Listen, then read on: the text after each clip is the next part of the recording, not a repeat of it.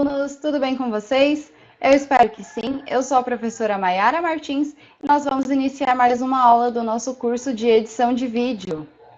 Relembrando um pouquinho da nossa última aula, né? A gente falou um pouquinho sobre a linguagem audiovisual, né? Foi uma aula bem interessante e eu vou dar uma recapitulada com vocês, tá?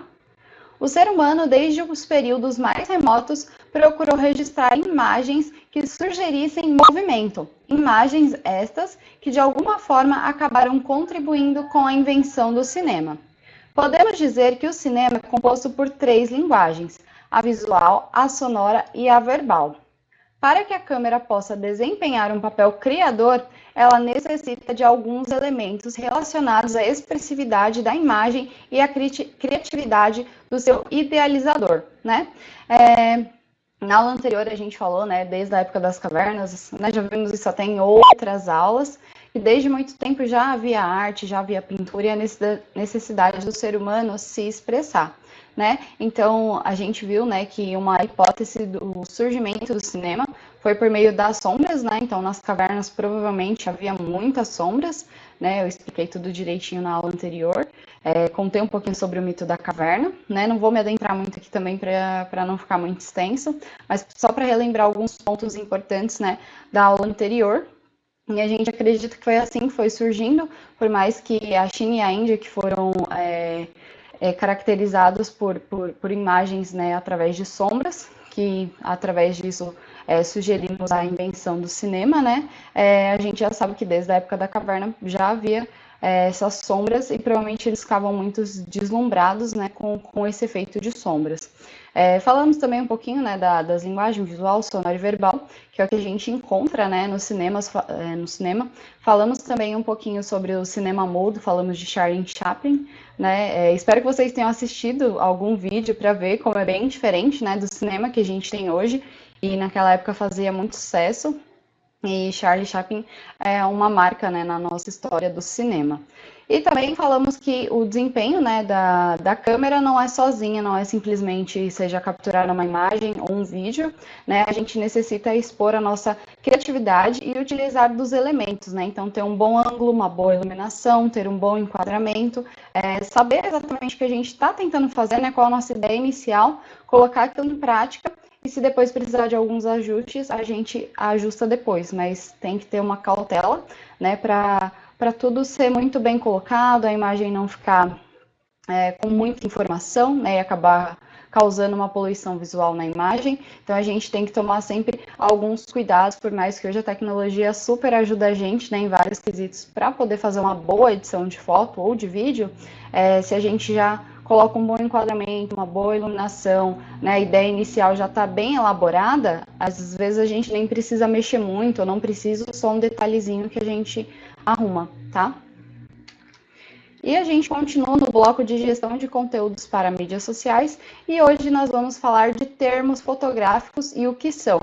Então a gente falou bastante, né, sobre a linguagem fotográfica, a linguagem audiovisual e agora a gente vai entender um pouquinho mais dos termos que a gente geralmente utiliza no meio da fotografia.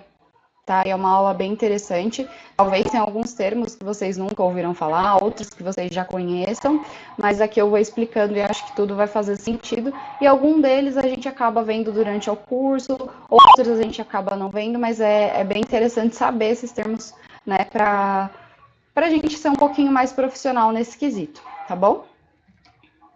Então, termos fotográficos. Como em qualquer outro tipo de linguagem, a linguagem fotográfica tem seus próprios termos. E é isso que a gente vai ver, né? Tem alguns nominhos um pouquinho diferentes. O mundo fotográfico é bem amplo e cheio de nomenclaturas. Então, foi como eu falei, alguns termos talvez a gente já conheça, outros não, uns são um pouquinho mais complicados e aqui eu vou tentar explicar e deixar o mais claro possível, tá bom? Na sua maioria são termos bem diferentes dos habituais que encontramos no nosso dia a dia, mas com o tempo vamos nos familiarizando com eles. Então essa é a ideia, né? Nem todos, muitas vezes a gente vai utilizar, mas é bacana a gente entender e saber o que cada um faz, para que serve, por mais que talvez grande maioria de vocês usem apenas o celular, né? E aí o celular já é um pouquinho limitado de recursos. aqui a maioria dos termos que a gente fala é um pouquinho mais ligado a câmeras profissionais, semiprofissionais, que já tem essas coisas mais diferenciadas, mas tem algumas coisas que, né, a base, a teoria ali, também é significativa para o celular, tá bom? Então, abertura. Termo usado para medir a abertura do diafragma ou da lente objetiva.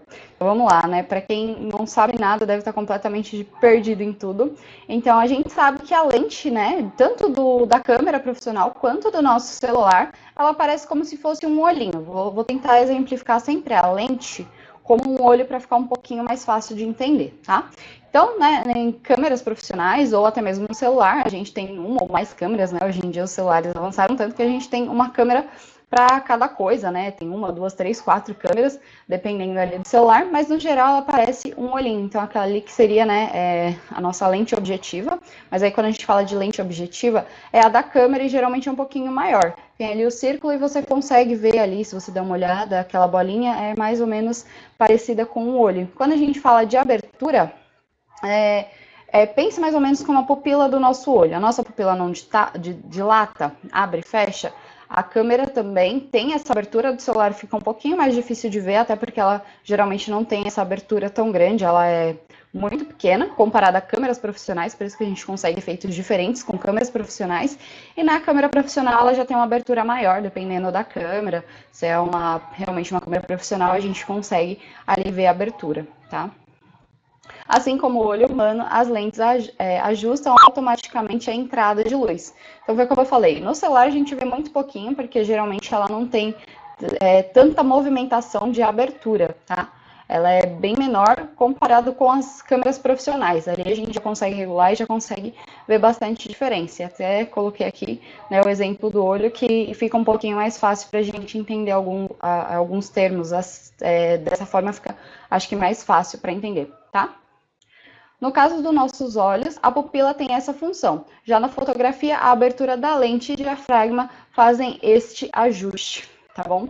Então, é ali a lente que faz como se fosse, muito parecido mesmo com o nosso olho, né? Eu acredito que todos saibam, mas quando a gente recebe muita luz, né, se a gente está num lugar muito iluminado, a nossa pupila tende a fechar para receber menos luz, né? Porque já está bem clara, então ela não precisa estar tão aberta. Então, ela se fecha, ela acaba reduzindo. E se a gente está num lugar escuro, ela amplia para a gente conseguir enxergar melhor, para ela tentar captar mais luz, tanto o olho quanto a lente. É o mesmo padrão.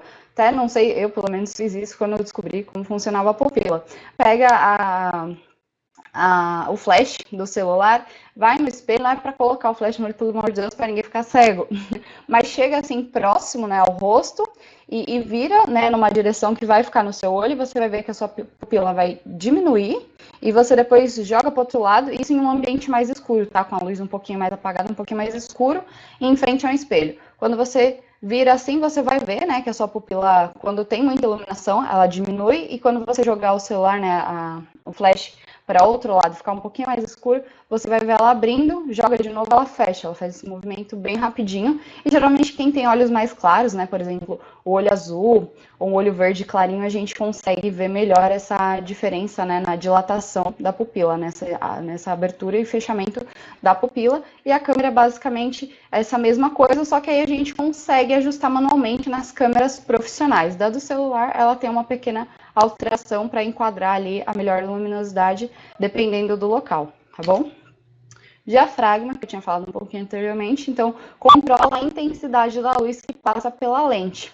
É um dispositivo circular composto por lâminas metálicas que podem ser ajustadas para aumentar ou diminuir o seu diâmetro. Então, o diafragma é a mesma coisa da pupila. E aí foi como eu falei, geralmente em câmeras profissionais a gente consegue fazer o ajuste, então se está um ambiente muito claro, a gente consegue dar uma fechadinha. É a mesma função da pupila, só que a gente tem um controle manual. No celular, foi como eu falei, geralmente a gente não tem, até porque no celular os recursos são um pouquinho mais limitados, mas também é a mesma função ali do olho que eu acabei de explicar, tá?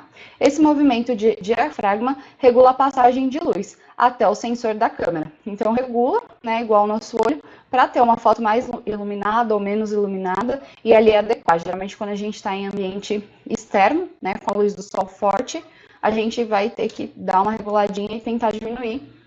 E, geralmente o celular já faz isso automaticamente, né?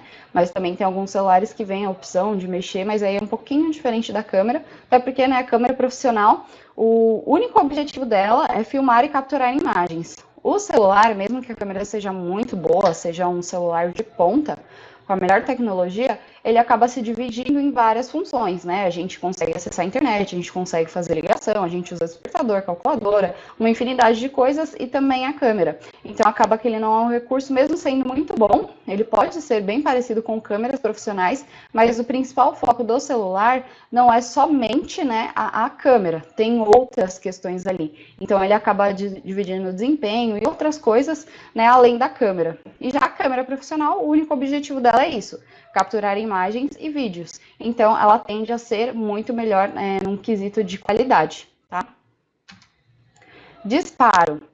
Termo da fotografia usado para definir a ação de pressionar o botão da câmera, responsável por acionar o obturador e capturar a imagem. Então, disparo, acho que não tem tanto segredo, né? Mas geralmente a gente costuma usar o termo disparo, que é quando a gente aperta o botão para ser feita o registro fotográfico ou começar a filmagem, tá? Além do disparo comum, no ramo fotográfico também é muito utilizado o disparo contínuo, que, como o próprio nome sugere, faz diversas capturas ao mesmo tempo. E aí foi como eu falei, hoje em dia a tecnologia evoluiu bastante, a gente tem, né, o disparo contínuo na grande maioria dos celulares, a gente encontra ali na configuração, que você consegue fazer uma sequência de fotos, depois a gente pode transformar em um GIF, ou dependendo do que, a gente tira várias fotos para ver qual que ficou melhor, né, sem movimento, e aí tem uma sequência de fotos, no meio de um monte de fotos a gente acaba achando alguma que é interessante. E nas câmeras profissionais também tem esse estilo, também tem essa utilização. Então, acho que é um termo não só da fotografia, mas a gente conhece também, né, pelos celulares. Mas inicialmente começou, né, com as fotografias profissionais e depois, né, tudo que tem nas câmeras profissionais, depois os celulares foram e vão aderindo mais, e cada vez a gente sabe, né? A gente já falou bastante disso em outras aulas, como a evolução da tecnologia é incrível.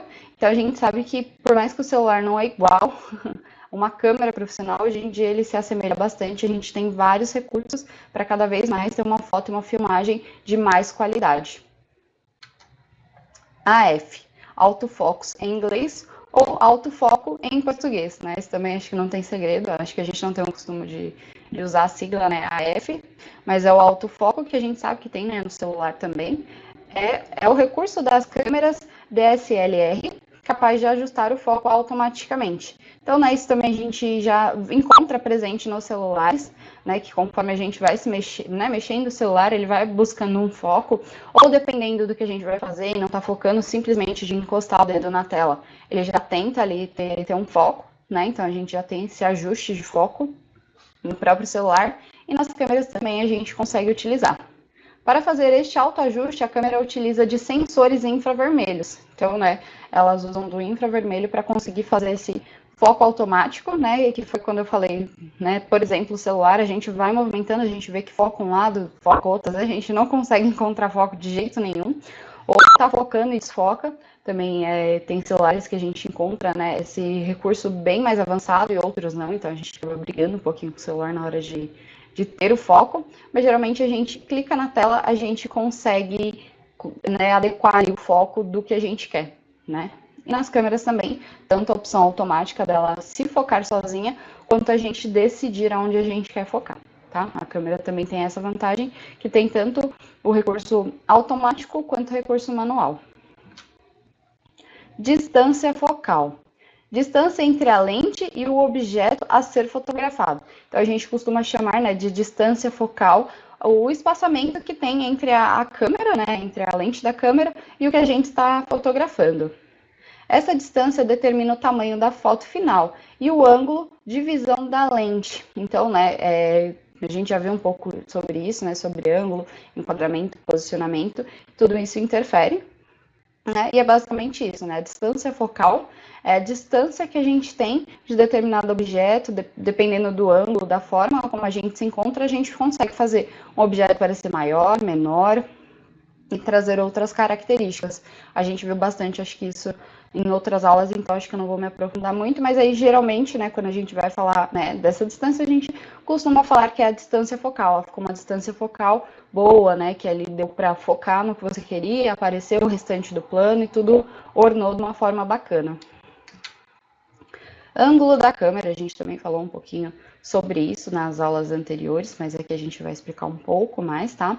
Termo utilizado para se referir à posição da câmera frente ao objeto, então a gente já sabe que existe mais de um ângulo.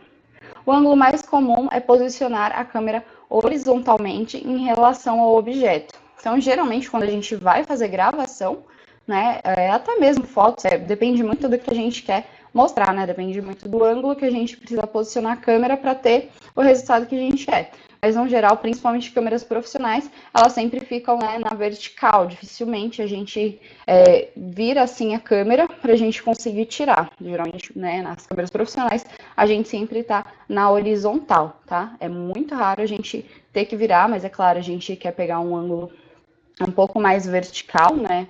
Dependendo do trabalho que a gente quer fazer ali, o resultado que a gente quer ter, então a gente acaba virando, mas no geral a gente usa deitada. Celular, acho que a gente usa de tudo um pouco, mas quando a gente quer pegar um pouquinho mais na horizontal, ter um pouco mais de paisagem, vamos dizer assim, aí sim o celular a gente acaba utilizando deitado, então também tem essa diferenciação. Geralmente, câmeras profissionais usamos na horizontal, assim, né, que geralmente a gente segura assim.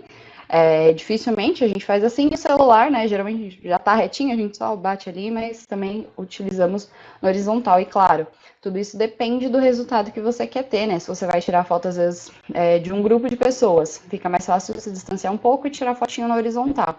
Ah, é só uma única pessoa e quer, né, tirar o corpo, aparecer o corpo todo na foto, aí geralmente a gente tira na vertical, tá?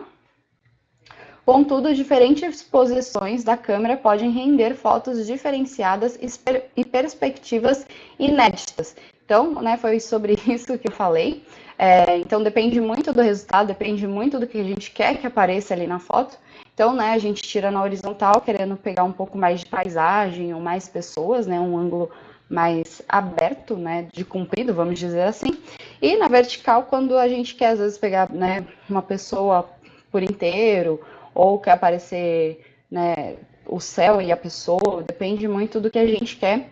Aí a gente altera, né, esse ângulo da câmera para ficar mais interessante conseguir o nosso objetivo final com a foto. Ao fotografarmos com a máquina de cima para baixo, né, que é o mergulho, ou de baixo para cima, contra mergulho, temos que prestar atenção com a impressão subjetiva causada por esta visão. Então, a gente já falou um pouquinho disso, né, do mergulho contra mergulho, ou plongé e contra plongé, que, né, na maioria das fotos a gente acaba tirando de um ângulo de igual para igual, né, mas dependendo do que a gente quer remeter aquela foto, a gente tira, né, de cima para baixo ou de baixo para cima. É claro que também vai depender, eu quero tirar foto de um passarinho que está na árvore. Obviamente, né, a árvore vai ser mais alta, então a gente vai tirar de cima para baixo, né, mas depende muito, né, do que a gente está querendo retratar. Mas aí, dependendo da questão, a gente tem também essa jogada de ângulos para fazer com que algo pareça menor, com que algo pareça maior. Eu já tinha até exemplificado, né, na outra aula, até citei, em filmes, quando a gente quer parecer que um ator é maior, né, mais robusto, a gente filma ele de baixo para cima, porque dá a projeção que ele é mais alto, mais largo, mais robusto, por exemplo. E ao contrário também, filmando de cima para baixo, a gente tem, né, uma diferenciação, tá? Mas também não vou me adentrar muito, que a gente já viu um pouquinho sobre isso em aulas anteriores. Ângulo de visão. Região que pode ser capturada por determinada lente, levando em conta a sua distância focal. Quanto maior a distância focal da lente, menor a região capturada na fotografia e mais próximo é permitido. Então, né, a gente já falou também nesse vídeo um pouquinho da distância focal. Então, dependendo de quão distante você está, fica mais fácil de focar em determinados objetos ou pessoas, ou desfocar também. Então, né, depende muito do ângulo de visão, porque quando a gente está vendo, no nosso ângulo de visão, a gente vê de uma maneira que a gente está olhando com os olhos humanos.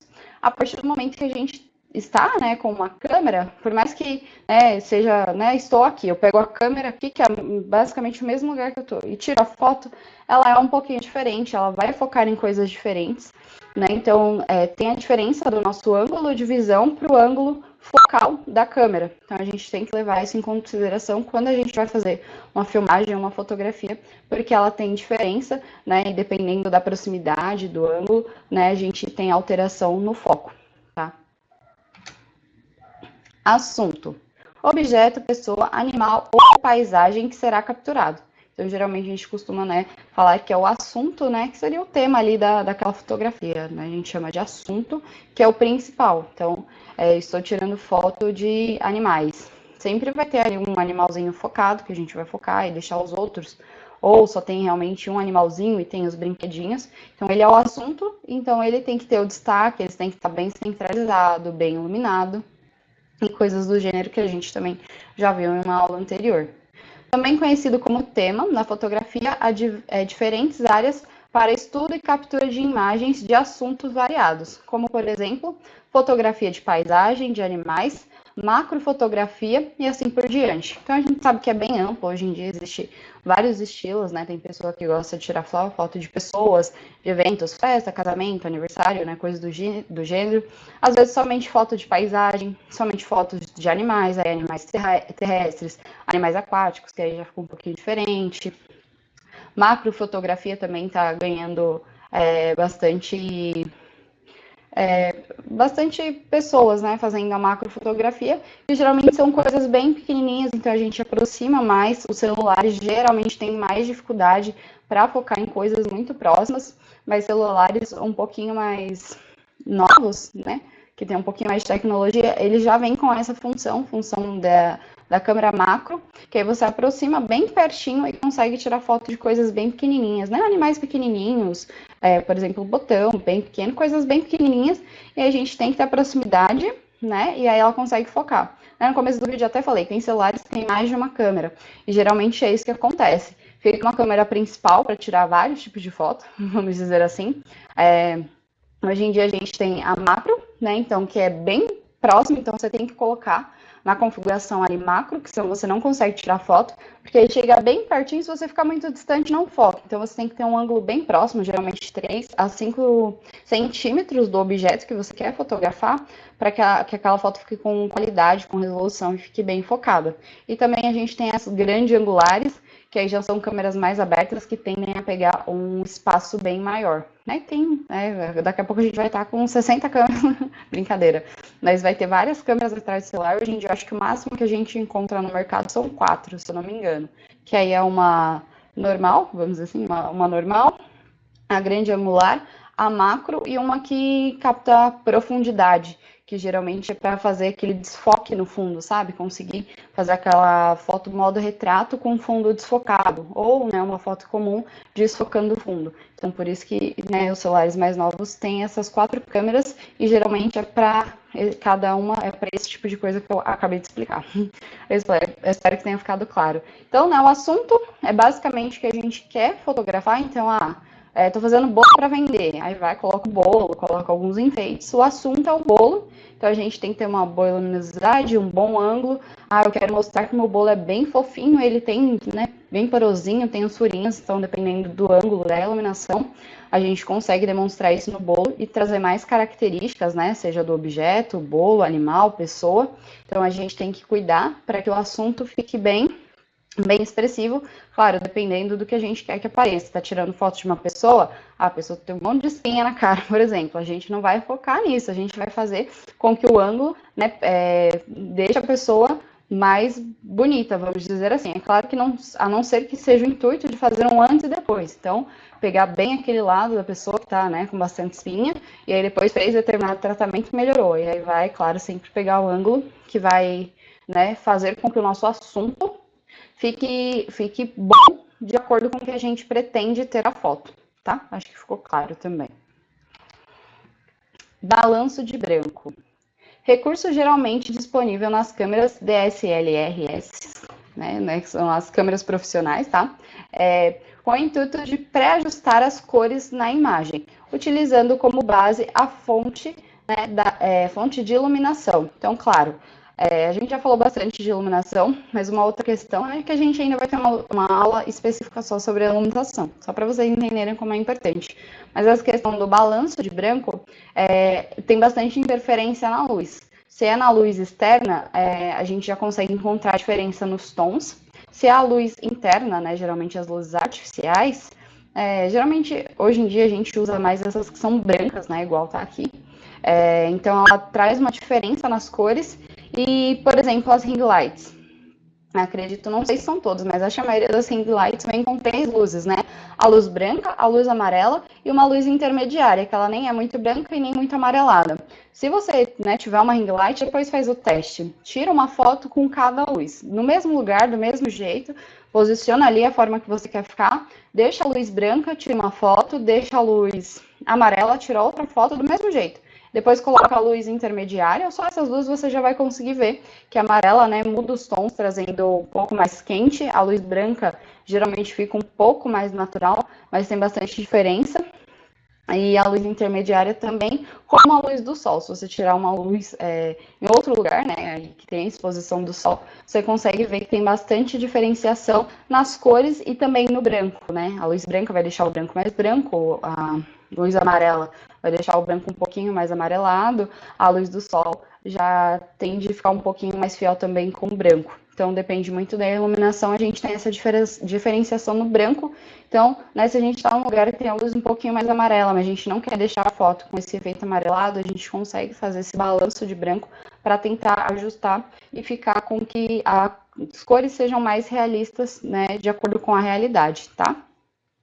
Conforme a luz, as cores das fotos também podem ficar diferentes. Foi basicamente o que eu acabei de explicar e falei para vocês fazerem um teste. Ou se, não tenho ring light, mas provavelmente tem uma luz branca e deve ter talvez alguma luz amarela. Ou, né, pega um durex, tá? Pega marca-texto, marca ali no durex e coloca no flash do celular, que aí vai ficar uma luz mais amarelada e você vai conseguir ver a diferença nisso também, tá? Também dá pra fazer teste, ou jogar na internet que deve ter alguém mostrando esse tipo de teste também, mas se você quiser fazer ao vivo para você ver como tem a diferença, né, da sua iluminação, da sua ring light, se você tem uma, você pode fazer esse teste também, tá? Ou procurar no YouTube, que com certeza tem alguém fazendo essa demonstração, como a luz interfere nas cores, tá? Este recurso pretende aproximar ao máximo as cores da foto com a realidade. Então, foi o que eu falei, às vezes a gente está em uma luz amarelada, quando a gente tira a foto, as cores não ficam fiéis com a realidade. E geralmente a gente quer demonstrar a foto, né, na maneira mais bonita que ela está, ser o mais parecido com a realidade. Então, a luz tem essa alteração e a gente, né, com as câmeras profissionais, a gente consegue fazer essa alteração. Dificilmente a gente consegue ter essa alteração com o celular, tá? É mais as câmeras profissionais que a gente consegue fazer esse balanço de branco, tá bom? Balanceamento de cores. Ajustes nas cores de uma fotografia eletronicamente, podendo ser realizada diretamente na câmera ou através de programas de computador. O objetivo é corrigir falhas de tons de cores e deixar a imagem o mais nítida possível. Então, hoje em dia, a gente consegue fazer esse balanço de cores nas configurações de celulares, tá? E nas câmeras profissionais, obviamente, a gente também consegue. Então, né, foi como eu falei, já o ajuste da luz contribui bastante. E a gente só consegue fazer isso, pelo que eu saiba, tá? Em câmeras profissionais, nunca mexi no celular para ver se a gente tem o recurso. Às vezes a gente até tem, dependendo do celular, se ele é um pouco mais novo, um pouco mais tecnológico, talvez a gente até tenha. Mas geralmente a gente encontra com certeza em câmeras profissionais, tá? O balanceamento de branco, né? O balanço de branco e o balanceamento de cores, né? E no celular a gente consegue alterar, então às vezes as cores não ficaram tão vivas, né? Hoje em dia já tem até modo automático que já ajusta ali, né, deixando branco mais branco, preto mais preto, arrumando o contraste, fazendo com que a foto fique mais nítida, né, e as cores fiquem mais vivas também. Então, né, a gente já tem esse balanceamento de cores no celular e a gente consegue alterar também na câmera. E se tudo der errado, né, a gente tem os programas de editores de vídeo e de foto, e a gente consegue tanto pelo computador quanto pelo celular, mas geralmente, né, fotógrafos profissionais, eles utilizam um computador. Mas, quando a gente não tem um computador, a gente se vira com o que pode, foi como eu falei, dependendo do celular, tem tanto recurso que fica tranquilo de fazer essas edições, essas correções pelo próprio celular, tá? Composição. Chamamos de composição todos os aspectos que compõem uma fotografia, entre elas, assunto ou tema, iluminação, plano de fundo, etc. O maior objetivo da composição fotográfica é fornecer harmonia e beleza para a foto. Então, a gente já tinha falado um pouquinho disso, né, de composição e equilíbrio. Então, é saber equilibrar a foto, colocar, né, as decorações, dependendo do tipo de fotografia que é, mas não carregar demais, para essa imagem não ficar visualmente poluída, né? Tem muita coisa, você não sabe qual é o foco, o que é o que, fica parecendo que tá uma bagunça, né? Até brinquei que quando a gente vai fazer uma foto de uma desorganização, de algo que está desorganizado, mesmo assim a gente tem que dar uma organizada para, né, a gente conseguir entender e saber o que é aquilo. Então, mesmo na desorganização, a gente precisa estar organizado nessa composição. Então, saber, né, qual é o nosso assunto, o nosso tema, deixar ele bem iluminado, bem quadrado, para ter foco no que a gente quer focar na foto e ter os demais elementos, tá? Para que eles não atrapalhem e a gente tenha uma foto bonita e harmoniosa. Esse também acho que não tem muito segredo. CMOS, Complementary Metal Oxide Semiconductor. Eu não sou boa no inglês, vocês já perceberam, né? Mas enfim, é isso aí. Tipo de sensor encontrado em algumas câmeras DSLR, que são as câmeras profissionais, tá? Então, um sensor específico que a gente encontra nas câmeras profissionais, responsável por transformar os pontos de luz em sinais eletrônicos, imprimindo assim a fotografia. Então, com que ajuda, com que facilita, com que a gente consiga fazer a impressão. Além de processar dados, o CMOS também utiliza menos energia e trabalha em baixa temperatura. Esse daqui também eu não vou me adentrar muito, que é muito específico, tá? De câmeras profissionais, mas eu passei aqui que é algum dos termos, então em algum momento vocês podem acabar vendo. Talvez seja difícil, mas só passando aqui por desencargo de consciência, tá? E DSLR, que né, eu já mencionei bastante, então agora eu vou dar uma explicadinha. As câmeras DSLR são modelos profissionais, né, como eu já havia comentado, que têm tamanho maior e permitem a troca da lente. Então, geralmente, câmeras que são semi-profissionais não tem, né, tem bastante recursos, são recursos melhores do que o celular, né, na sua grande maioria.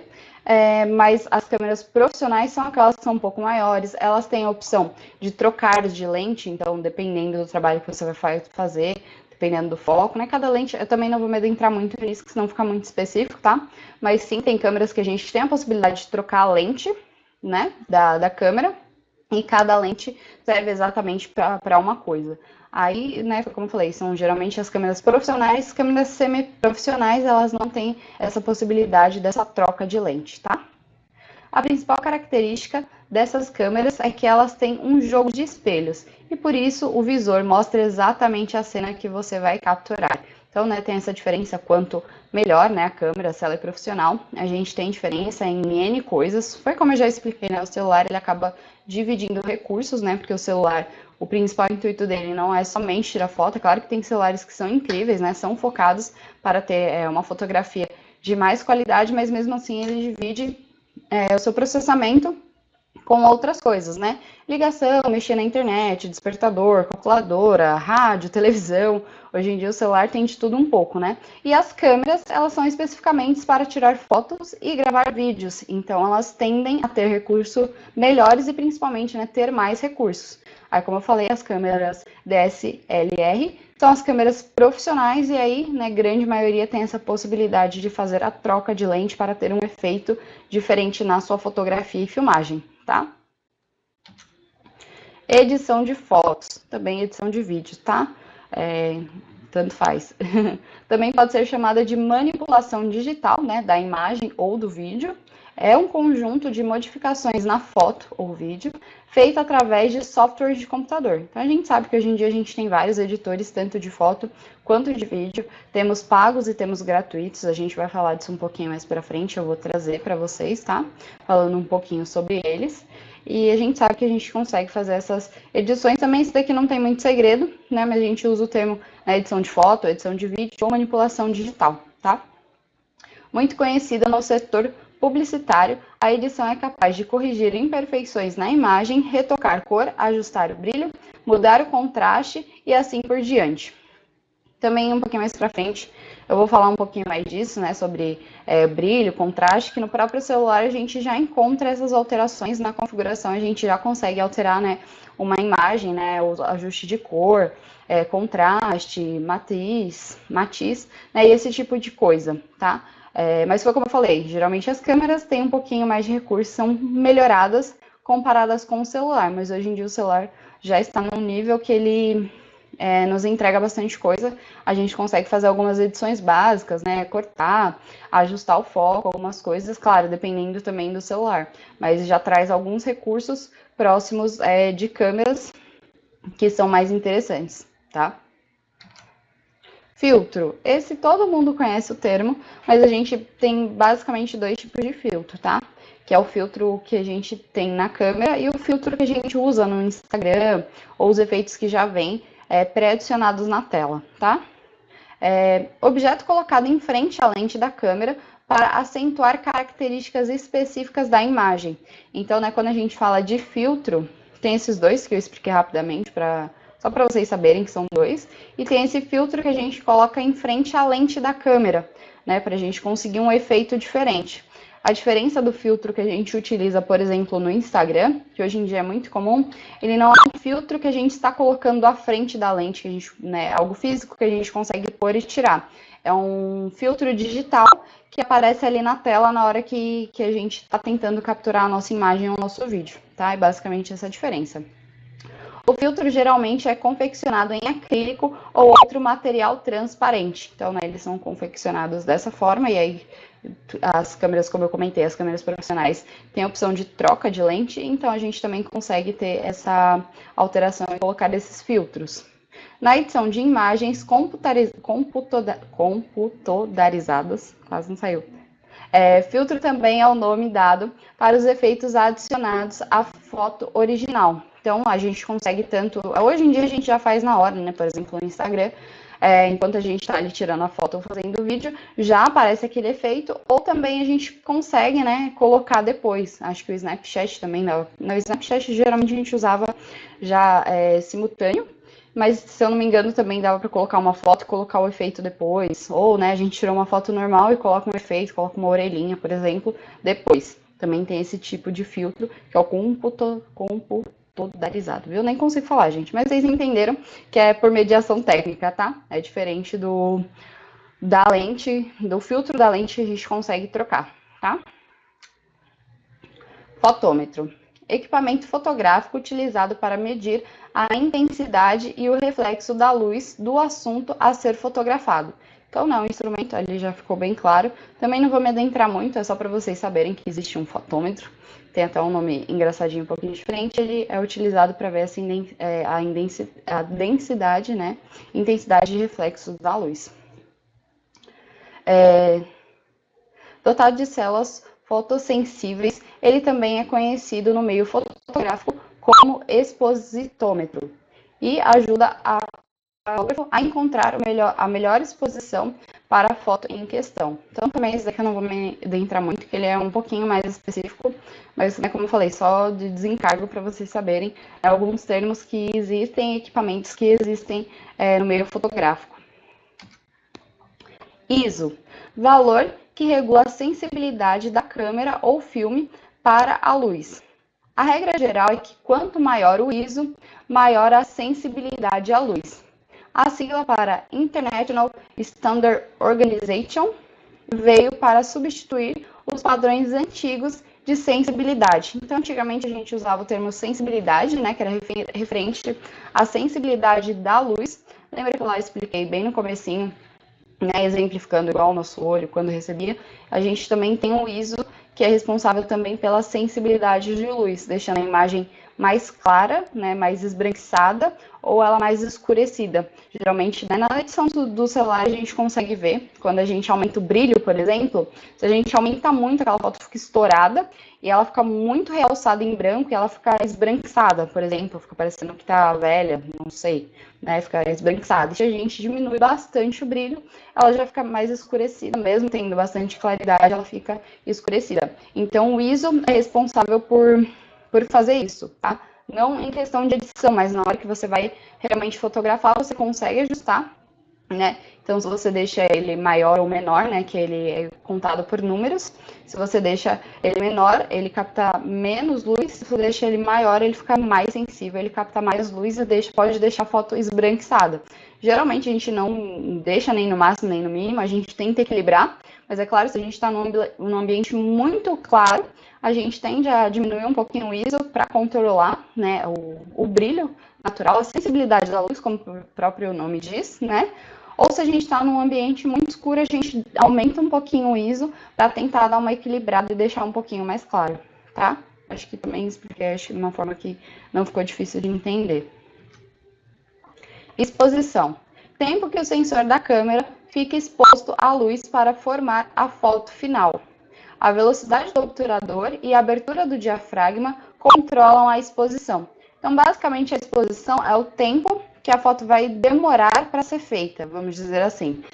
Um exemplo para vocês entenderem o que a exposição faz. Sabe aquelas fotos, acho que eu já tinha até dado um exemplo em algum outro vídeo, aquelas fotos, né, de ruas ou avenidas que tem carros, né, passando, e aí fica aquele borrão, fica aquela marca, aquele registro dos faróis, né, fica um rabisco do farol, né, vermelho ou branco, dependendo, né, da mão que tá vindo, o carro, e aí fica esse borrão. Então, se a gente aumenta a exposição, né, vamos supor, se a gente colocar 3 segundos de exposição, que também não é muito, vai 5 segundos, a gente pega aquele rastro daquele carro, caminhão que estiver passando, a gente consegue, né, fazer aquele borrão, porque é como se ela estivesse capturando todos aqueles 5 segundos de movimento. Como também a gente pode tentar diminuir e fazer com que, né, eu dei o exemplo até de esportes radicais, né, que aquele movimento fique bem preciso, bem congelado, não fique borrado. Então, claro, depende do intuito que você quer, o que você quer fazer com a sua foto, qual é o resultado final que você quer. Então, você altera a exposição, deixando ela maior ou menor para obter o resultado que você quer, tá bom? Aí, de acordo, né, com a velocidade do obturador e como fica o diafragma, tudo isso influencia, né, o tempo de exposição, e aí você tem um resultado que você quer ou não. Então, por isso que a gente vê aqui, mas geralmente são recursos que a gente utiliza mais em câmeras profissionais. Então, eu também não vou me adentrar muito, por mais que é muito interessante e é bacana saber, eu não vou me aprofundar, porque eu acho que a maioria, né, de nós temos celulares convencionais, mas só para vocês saberem, é claro, a partir do momento que a gente tem uma câmera profissional, a gente busca entender e mais focado também na nossa câmera, porque às vezes tem algum ajuste diferente, então fica mais fácil se você já tem, né, por exemplo, uma câmera profissional e quer aprender a usar melhor, fica muito mais fácil no YouTube jogar lá câmera tal, tal, tal, colocar as especificações e procurar vídeos de pessoas que tenham a mesma câmera, explicando como funciona, como faz, e dando dicas sobre aquela câmera específica. Por mais que isso é um padrão, tá? A exposição, tudo isso que eu expliquei é um padrão, né, de câmeras semi-profissionais e profissionais, e alguns recursos a gente encontra também no celular. Fica muito mais fácil a gente entender quando a gente já tem algo específico e alguém explica, porque tem pequenas variações, tá? Então, por isso que eu não vou me adentrar muito, mas é bacana vocês saberem, né, o termo exposição e como funciona. Botão do obturador. Circuito responsável por disparar o obturador da câmera e capturar a imagem. Então, o botão, né, do obturador é onde a gente dá o clique da máquina para a gente registrar a foto, tá? Isso também não tem muito segredo.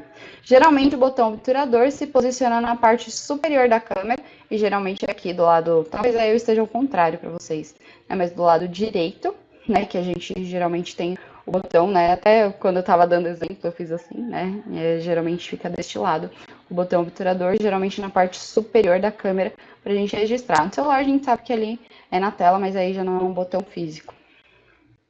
E o principal componente para o disparo da câmera, mas em alguns modelos mais recentes, foi substituído por controles remotos ou disparadores sem fio. Então, hoje em dia, a gente sabe que nem sempre é o botão físico, né? Por exemplo, o celular, dependendo se a pessoa tem os reloginhos que a gente consegue sincronizar com o celular, a gente consegue fazer o disparo, né? A gente clica aqui no nosso pulso e a foto sai ali no celular. E para as câmeras profissionais também, tem alguns que tem, né, disparadores sem fio, que é como se fosse um controlinho remoto para disparar, é o mesmo estilo do relógio celular, só que aí com a câmera profissional, não precisa ser necessariamente só tão físico. Então, né, a tecnologia evoluiu a esse ponto que super facilita a gente, né, se vai tirar uma foto em galera e quer registrar, não precisa mais colocar lá o temporizador, 10 segundos, sai correndo, para ali na pose e tira a foto, né? A gente consegue, todo mundo pronto e, né, no próprio reloginho ou pelo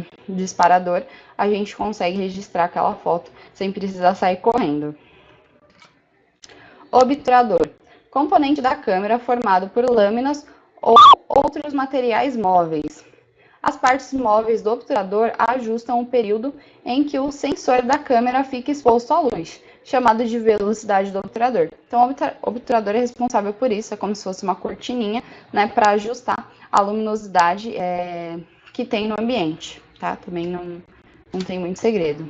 E aí, velocidade do obturador, né, que a gente já deixei tudo em sequência para ficar mais fácil, controla a quantidade em período do tempo que a luz entra em contato com o sensor da câmera.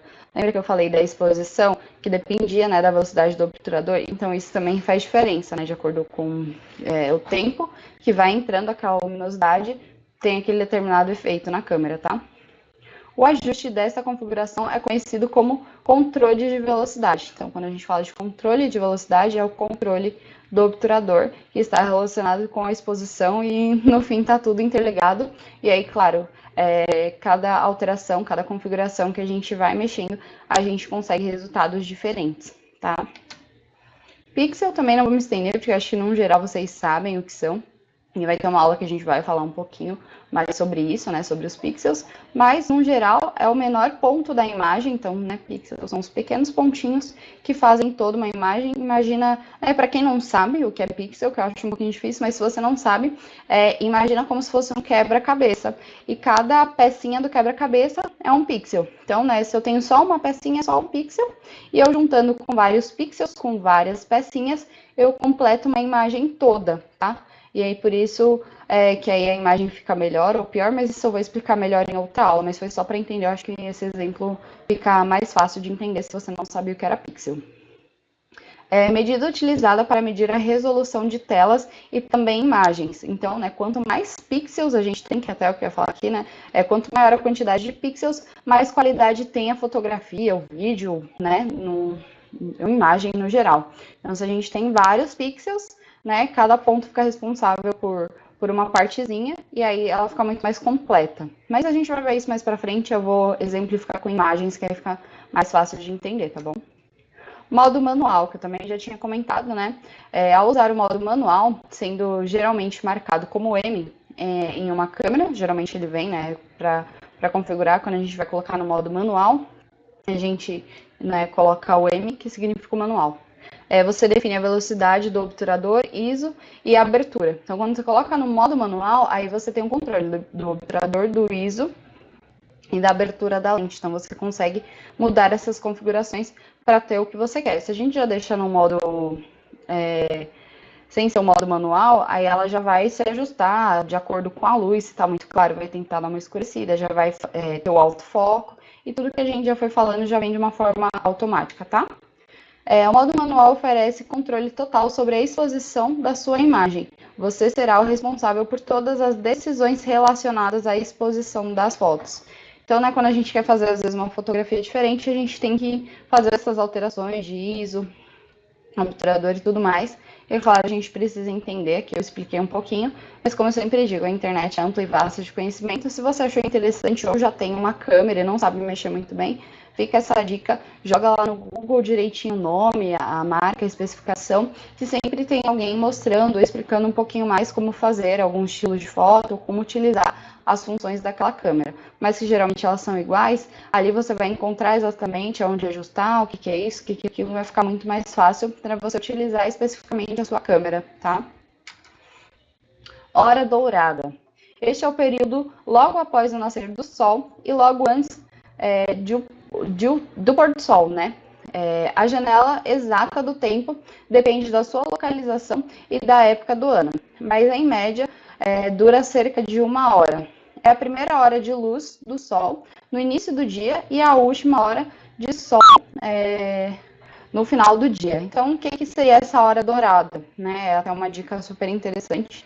A gente chama de hora dourada, porque quando o sol começa a nascer, é claro, tende a ficar também aquele céu mais dourado, mais bonito, mas também se você vai fazer gravações e você está dependendo da luz do sol, né, em um ambiente aberto, ou você quer pegar a luz natural, que é sempre o que a gente indica, tentar trabalhar com a luz natural, né, a luz do sol, ou você quer juntar a luz do sol junto com as luzes artificiais, que a gente já falou disso um pouquinho também, é bacana você se programar, né? Se você vai fazer uma gravação, tentar pegar aquela primeira 1 hora do dia que o sol nasce, geralmente é entre 5h30 da manhã, 6 horas, se eu não me engano. Então, né, das 6 às 7, mais ou menos, tá? Claro, depende da localização, época do ano e tudo mais, né? Mas geralmente essa primeira hora do sol, ele também é mais estável, né? Não tem a não ser que o dia esteja nublado, mas sendo um dia mais tranquilo, você não tem tantas intervenções de nuvem, então você consegue gravar com mais tranquilidade, porque se você está gravando num local aberto, dependendo 100% da luz do sol, né, e já é tipo meio-dia, vai estar aquele solão maravilhoso, mas se entra uma nuvem, já vai ficar escuro e já vai desestabilizar a sua iluminação. Então, né, tanto essa primeira hora do dia, na primeira hora após o sol nascer e 1 hora antes do sol se pôr, esse sol, ele é muito mais, como posso dizer, ele não tem essa alteração, não tem esse problema de mudar essa luminosidade por conta das nuvens, tá? Ele é um sol muito mais preciso, então não vai ter essas mudanças de iluminação, tá? Acho que também deu para entender, né? Não sei se a minha explicação ficou muito boa, mas acho que deu para entender.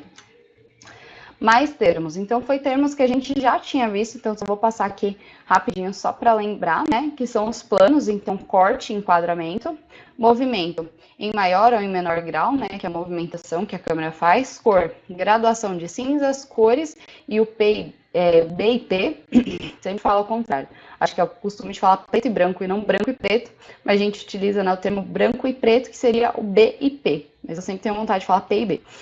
Mas enfim, textura, que é a impressão visual, né? Se é uma textura macia, arranhosa, como que é a textura daquele objeto que a gente está fotografando. Iluminação, sombras e luzes, esse a gente já falou bastante.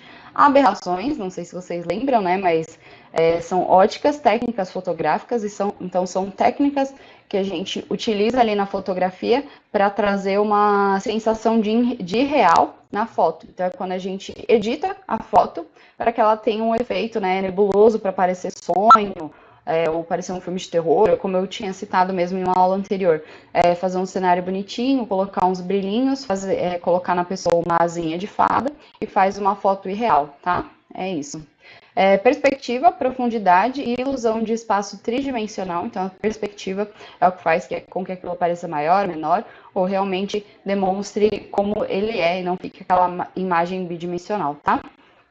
Equilíbrio e composição, né, que é o balanço, arranjo visual dos elementos. Então, é deixar tudo ali equilibrado para ficar uma foto bonita e não haver uma poluição visual, tá? Planos, também a gente falou um pouquinho, na próxima aula a gente vai ver ele no detalhe, vai entender um pouquinho mais. Aí eu trouxe mais esses que são os utilizados na fotografia, tá? Que é o grande plano geral, plano médio, primeiro plano e plano de detalhe. Também não vou me adentrar muito, porque a gente vai ter uma aula específica, né, falando dos planos. Só que se lembrar que também são termos que a gente acaba utilizando, né, no meio fotográfico, né, a gente não costuma falar primeiro plano em outra coisa, a não ser na fotografia, tá? Chegamos à reta final da nossa aula, então nossa conclusão vimos mais termos fotográficos e seus significados. Eu espero que vocês tenham gostado, espero que tenha ficado claro. Se não ficou claro, algum que você não entendeu direitinho, joga no Google ou no YouTube, às vezes a explicação de uma outra pessoa fica mais fácil para você entender, tá? Como em qualquer outro tipo de linguagem, a linguagem fotográfica tem seus termos próprios. A gente viu que tem nomes bem diferentes, né?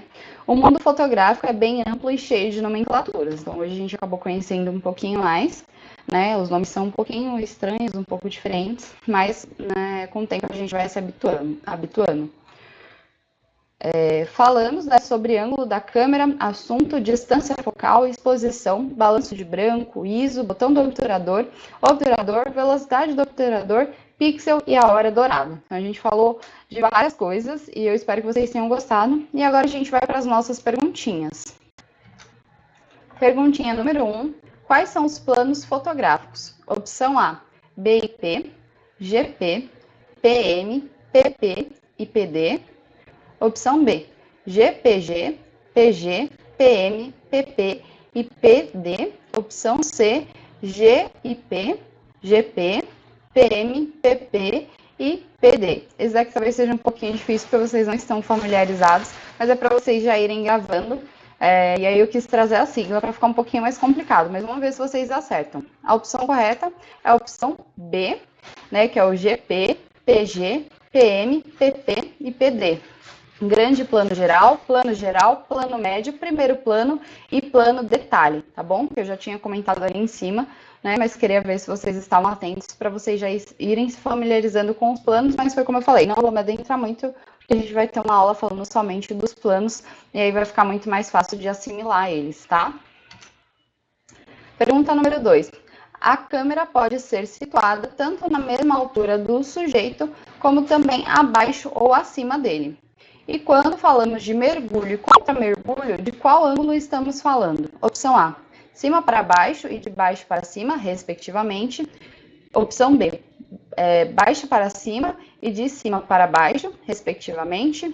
Ou opção C, cima para baixo e plano reto, respectivamente. Essa também não tá difícil, mas precisar dar uma pausa, tá? Mas já vou passar.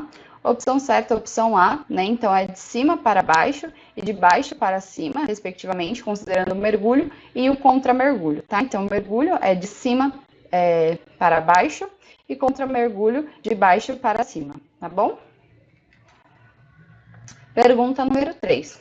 O que é BIP? Isso aí acho que vocês não vão esquecer, né? Que vocês já viram que eu tenho um leve delay na hora de falar. Então, opção A, branco e plano. Opção B, básico plano. Opção C, branco e preto. Também já vou passar que essa não tá difícil. Opção C, branco e preto, né? Que eu falei que sempre eu tenho a dificuldade de falar o B e P, porque para mim, geralmente, quando eu vou falar de preto e branco, eu uso preto e branco, né? Então, na minha cabeça vem P e B. Mas a gente utiliza o termo como branco e preto, B e P, tá bom? Pergunta número 4. A iluminação é importante, pois fornece inúmeras possibilidades ao fotógrafo. Ela está interligada a outros elementos da linguagem, funcionando de forma decisiva na obtenção de clima desejado, seja de sonho, devaneio ou de impacto, surpresa e suspense. Então, é isso que eu acabei de ler. É verdadeiro ou é falso? Também, se precisar, dá um pause, dá uma lida, tá?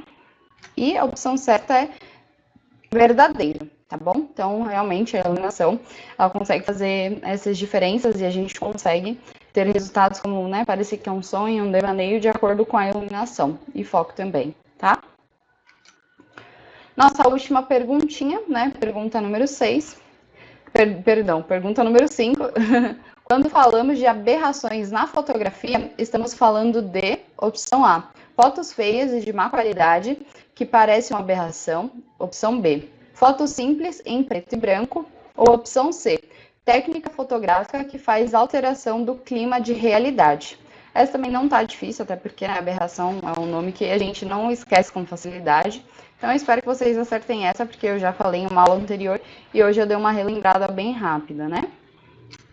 Então, a alternativa certa é a alternativa C, técnica fotográfica que faz alteração do clima de realidade. Então, quando a gente fala de aberração, é quando propositalmente, tá? A gente realiza uma edição, né?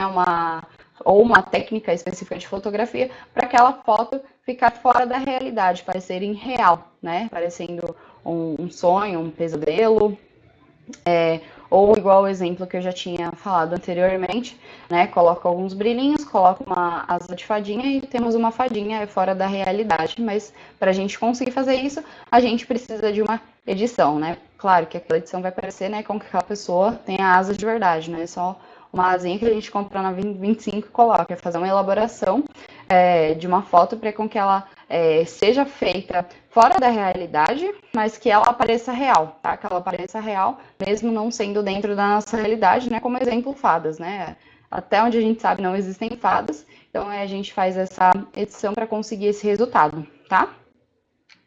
E chegamos ao fim. Eu espero que vocês tenham gostado, eu espero que vocês tenham aprendido, né? Eu gosto sempre de trazer essas perguntinhas no final, sempre que possível, né? às vezes o conteúdo é um pouquinho mais extenso e acaba ficando ruim para colocar as perguntas, mas sempre que dá, mesmo que fica apertadinho, eu gosto de colocar essas perguntinhas para a gente ir assimilando, ver o que a gente entendeu melhor, o que a gente não entendeu. Às vezes, na forma que eu expliquei durante a aula, não entendeu, e ali na pergunta, quando eu explico de novo, faz um pouco mais de sentido, mas no geral eu tento colocar perguntas que não sejam muito difíceis, né? Mas é mais para vocês saberem o que vocês estão entendendo, o que vocês não estão entendendo, o que vocês mais gostam, o que vocês não gostam, né? E eu sempre espero que vocês estejam acertando, então é importante fazer, marcar, ver se acertou, se errou. Se errou e a minha explicação ainda assim ficou com dúvidas, eu sempre falo. A internet é ampla e vasta, cheia de conhecimento, só a gente dar um Google, jogar ali no YouTube, que pode ter alguma outra explicação que seja mais fácil do seu entendimento, né, do que quando eu explico, tá? Galera, é isso. Muito obrigada por vocês terem assistido. Bons estudos e até a próxima. Tchau, tchau.